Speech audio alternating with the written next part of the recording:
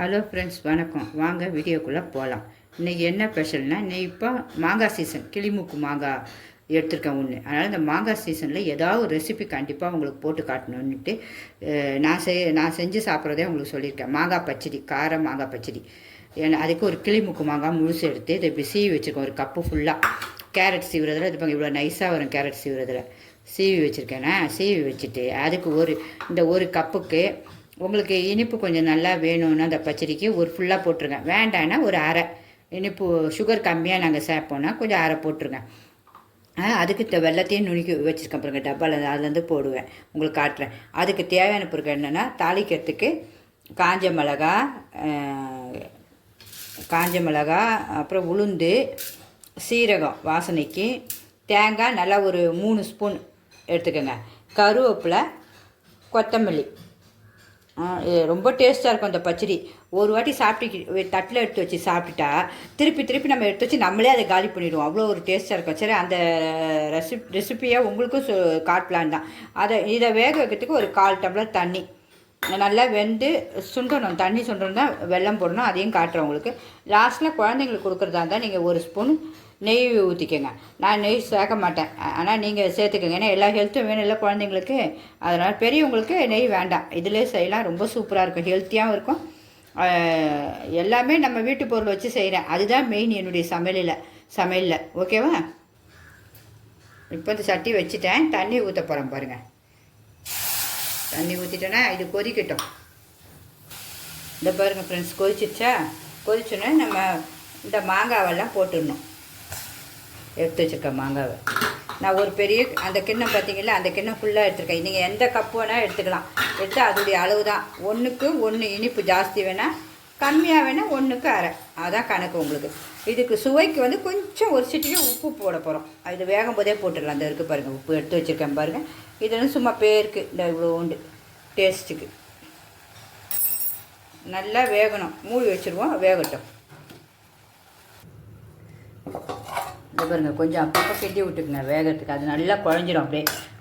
ஏன்னா நம்ம நைஸாக அரைஞ்சிருக்கனால நல்லா குழஞ்சிரும். இதெல்லாம் எவ்வளோ வேணால் செய்யலாங்க. 4 மாங்காய் 5 மாங்காய் செஞ்சால் ஒரு செகண்டில் காலியாகிடும். இது எனக்கு ஒரு ஆள் பார்த்தீங்களா, பிள்ளைங்களும் இல்லை, எல்லாம் கட்டி கொடுத்தாச்சு.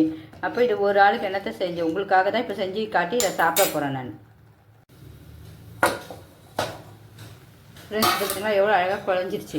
அந்த மாங்காவுடைய வாசனை அப்படியே இருக்குது ஃப்ரெண்ட்ஸ். அவ்வளோ ஒரு வாசனை இருக்குது வெந்தோடனே. அதில் அது கிளிமுக்கு தான் ரொம்ப சிறந்தது பார்த்துங்க இது செய்யறதுக்கு. ஏன்னா ரொம்ப புளிப்பு இருக்காது உங்களுக்கு. மீடியமாகலாம் கொஞ்சம் புளிக்கும். இதில் ஜாம் செய்யலாம். அடுத்தது உங்களுக்கு ஜாம் செஞ்சு தரேன். இதெல்லாம் பாருங்கள், ஜாம் இதுவே 4 நாள் 5 நாள் கிடையாது ஃப்ரெண்ட்ஸ். நீங்கள் செஞ்சு வச்சா கூட வெளியில் வச்சே சாப்பிட்லாம். காரக்குழம்புலாம் சும்மா அட்டகாசமாக இருக்கும். வேறு லெவல் காரக்குழம்புக்கெலாம் வச்சு சாப்பிட. இதை பாருங்கள், வெள்ளத்தை போட போகிறேன். போட்டு கிண்டி விட்டுருவோம். நல்லா இது கூட சேர்ந்து நல்லா அழகாக 2 சேரட்டும். சேர்ந்து நல்லா அழகு நல்லா வந்துடும் சூப்பராக. மூடி வச்சுருவோமா? ஜாமு ரொம்ப சூப்பராக இருக்கும். இந்த பாருங்கள் ஃப்ரெண்ட்ஸ், எப்படி வந்துட்டு பாருங்கள் வெந்து அழகாக. அந்த வெல்லமும் அந்த மாங்காவும் ரொம்ப சூப்பராக இருக்கும். இன்னும் கொஞ்சம் வந்தோடனே இதை இறக்கி வச்சுட்டு அடுத்த கடாயை வச்சு தாளிச்சிட வேண்டியதான். ரொம்ப சூப்பராக இருக்கும் ஃப்ரெண்ட்ஸ். இறக்க வேண்டியது சூப்பராக ஆகிடுச்சு பாருங்கள். உங்களுக்கு காட்டுறேன் பாருங்கள். இங்கே பாருங்கள், இந்த அளவு வந்துச்சுன்னா நம்ம இறக்கிற வேண்டியதான்.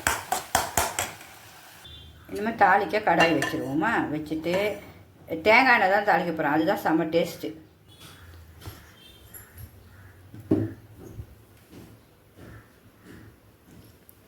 இதை பாருங்கள் ஃப்ரெண்ட்ஸ், எவ்வளோ அழகாக நல்லா ப்ரௌனிஷாக மாறிடுச்சு பாருங்கள். இப்போ இதை எடுத்து அப்படியே இந்த நம்ம பச்சடி செஞ்சு வச்சுக்கலாம், இதில் போட்டுடணும். இந்த பாருங்கள் ஃப்ரெண்ட்ஸ், எல்லாம் தாளித்து போட்டுனா எவ்வளோ அழகாக இருக்குது பாருங்கள். அப்படியே அல்வா மாதிரி திரண்டு வந்துடும்.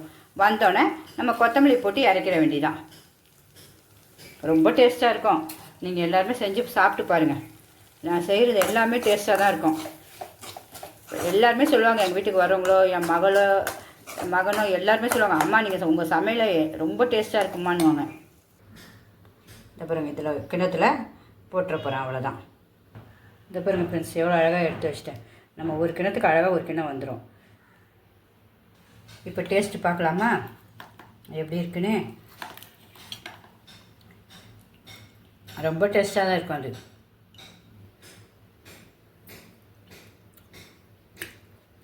ஃப்ரெண்ட்ஸ் ரொம்ப டேஸ்ட் ஃப்ரெண்ட்ஸ். புளிப்பு, இனிப்பு, காரம் எல்லாம் அப்படியே நாக்கில் அப்படியே டச் பண்ணிட்டு போது. அது ஒரு சொர்க்கமாகவே இருக்குது. சூப்பராக இருக்குது. எல்லாருமே ட்ரை பண்ணுங்கள். ஓகே ஃப்ரெண்ட்ஸ், பாய்.